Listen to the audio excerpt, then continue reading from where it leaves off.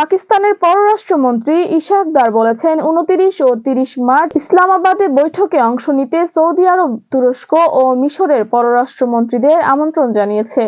বিবৃতিতে লিখেছেন, তারা গভীর আলোচনা করবেন, যার মধ্যে থাকবে অঞ্চলে উত্তেজনা প্রশমনের প্রচেষ্টা সম্পর্কিত আলাপ। মিশরের পররাষ্ট্র মন্ত্রণালয় বিবৃতিতে নিশ্চিত করেছে, তাদের পররাষ্ট্রমন্ত্রী এই আলোচনায় অংশ নিতে পাকিস্তানের রাজধানীতে পৌঁছেছেন। অঞ্চলে শান্তি প্রতিষ্ঠায় মধ্যস্থকারীর ভূমিকা নেয়ার চেষ্টা করেছে পাকিস্তান।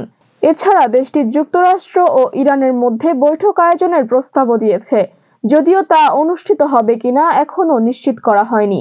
চলতি সপ্তাহের শুরুর দিকে ইসহাক দার বলেন, পাকিস্তানের মাধ্যমে বার্তা বিনিময়ের মাধ্যমে পরোক্ষ আলোচনা চলছে।